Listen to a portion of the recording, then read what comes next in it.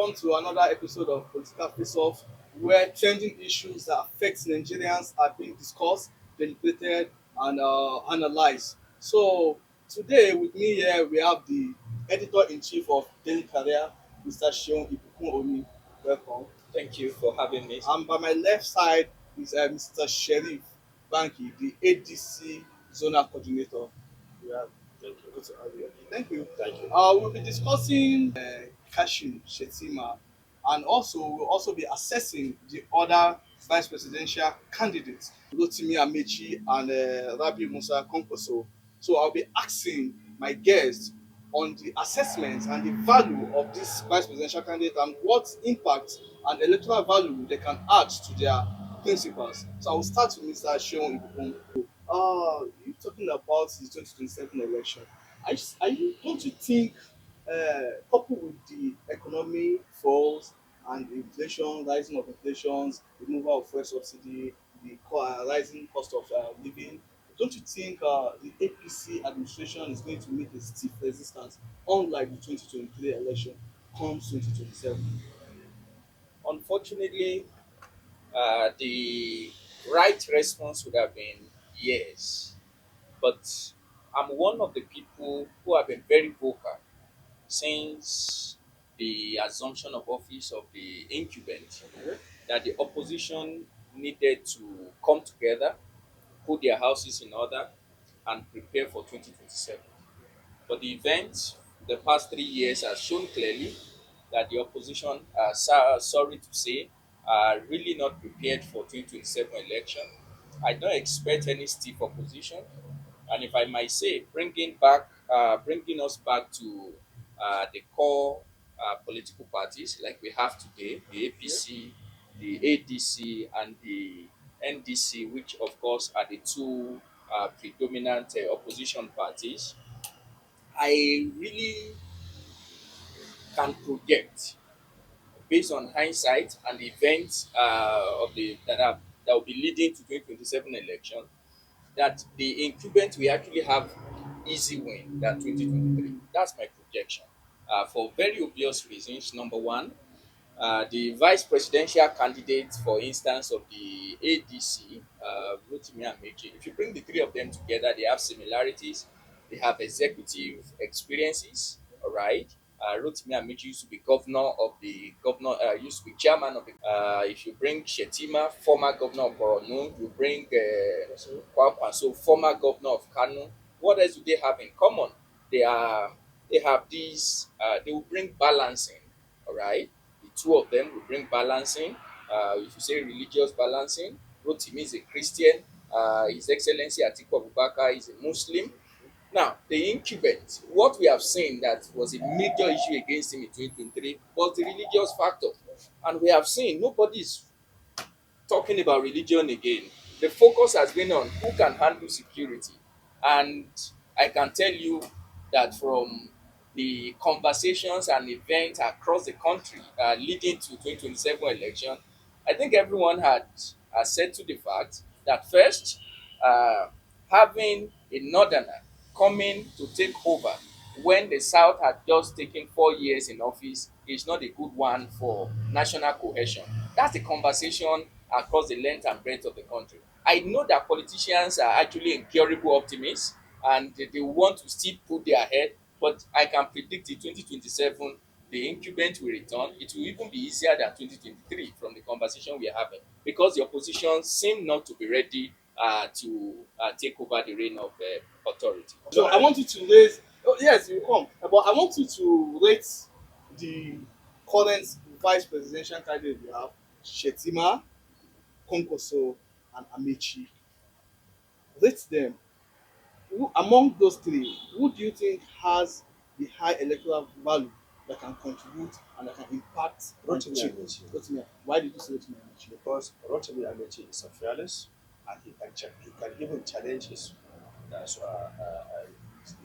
boss, and he will make sure that he even advise and even guide and sometimes even counter the position of his principal, not in a confrontational. Not in a confrontational. Amaechi is not is not the kind of a submissive person.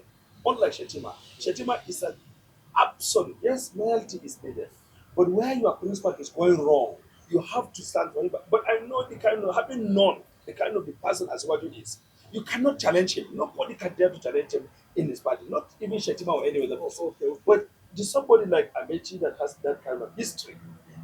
During Amaechi, when he was the chairman of the Governors Forum, he made sure he checkmated the federal government led by President Goodluck Jonathan on several occasions. And then Amaechi was when he was a speaker of the conference of speakers and the chairman of the speakers forum in Nigeria during Obasanjo era. They checkmated the federal government.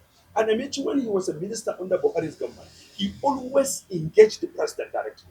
And he has been in power since 1999. So he was a speaker, chairman of speakers, governor, minister, this and that. So somebody like him, even we in the ADC knew that if we have somebody like Amaechi as the vice president of this country, definitely the office of the vice president cannot be redundant, cannot be relegated to zero. Okay, are you unlike the one we're having? okay? Are you saying But, that? but Shettima is absolutely kind of a very, very, very submissive and simple, and No, we are not talking about the governance now. We're talking about the election with Wike, No, but the because- FCT minister in the picture No, now. because Are you we talk saying about- Amechi is capable of delivering Rivers Let me State tell to you. Atiku Abubakar? the South Come South, 2027. has only one son on the ballot right now, Okay. which is Rotimi Amaechi. They don't have any presidential candidates, and they don't have any running mate apart from this one, only presidential election apart from Amaechi. Whether one like it or not, you cannot just dismiss Amaechi's popularity or either that sentiment. Nigeria, whether we like it or not, Nigeria is deeply divided based on the religion, tribal, and other ethnic sentiments. Okay. That is why some people don't want to judge somebody based on their own competency or capacity. They always judge them based on their own relation. That is maybe by virtue of their own tribe or so on. So, in terms of the capacity Yes. in governance and so on, that is the best among them. Yes, we're not And that talking is what about. we That's what I'm saying. We're not And talking about and the politically, electoral value. ask my co-panelists on the security, on the situation on ground right now in the north. He has not answered that one because they felt because they are in power, because they have they have the resources, they have everything, they have the political brokers, and they can make it. No way. Let me tell you the truth. Okay. People, I people understand. never found themselves in this kind of I place understand. since the creation of this I country. understand. But we were talking about the empirical facts now. Figures won't lie. We're talking about 2023 elections. Yeah. Okowa failed to win the state for Atiku. Do you know the reason? Because let me Obi tell you, was let, on let me ballot. give you the reason. Okay, now Obi is let still me, on let ballot. me give you the reason. But the point here is that Buhari was finishing, and there is an understanding that it was the turn of the South to bring the presidential candidate, and then Aswaju came on board. So now Peter Obi also came on board from the same region. So that was why Peter Obi wiped the entire Southeast region, and even to the extent of winning Lagos State to defeat Aswaju even at Bodo what. So then Tinubu was is from the Southwest region. So Amechi and Co. that time, Amechi, remember he was an APC member. They were all in APC and they worked for their candidates. So now the APC bloc that led by Amechi, not just in the South region, but the entire 17 states in the South, left the party APC and then joined the coalition, and which eventually ended up adopting the ADC as a platform to contest against this president. Do you agree with that? I told you in my last submission, Yeah. politicians are incurable optimists. In other words, politicians are individuals who see the fact but still want you to believe that there is a way around the fact. Okay. But this will be in public record. I can tell you when the ballots are counted January 2027 presidential ballot that Amaechi will lose Rivers again. No, Atiku Abubakar will not make 25% in Rivers State. I can tell you that for free. And I don't see him making 25% in any of the South states. I don't see him making 25% in any of the Southeast states. All right?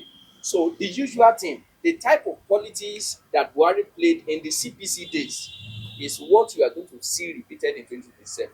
He will have the millions, he will not have the spread. Are you following? He's not going to have the spread. And eventually, when the results are tabulated, the incumbent will find his way. What can The you say about part- Kwankwaso? Yeah, the part for them, like I've told you, they all have their strength.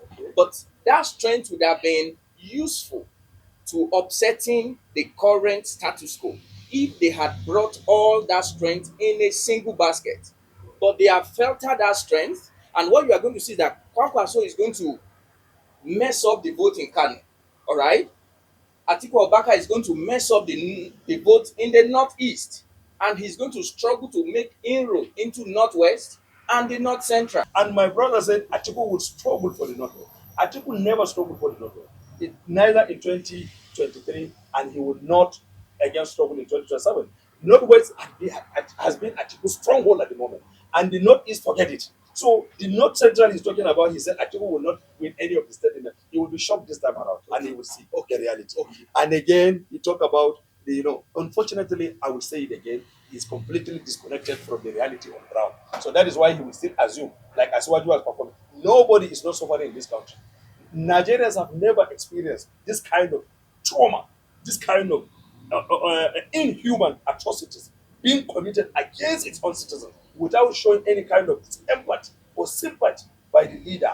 This is a tax regime, insecurity has affected everywhere. People are dying on daily basis. There's no sign of any sympathy from a leader of the country, and so on. So for somebody to just come and say that this man will win because of they have this, I see it just like a waste of time, and the time shall tell. We have just less than 6 months to go into the 2027 general elections, and the both guests have actually spoken when they analyze what we should expect comes 2027. I want to thank and appreciate our viewers that will keep giving you more. Stay tuned and keep leaving likes and comments. Kabir Akintayo is my name. Thank you very much, and thank you for watching.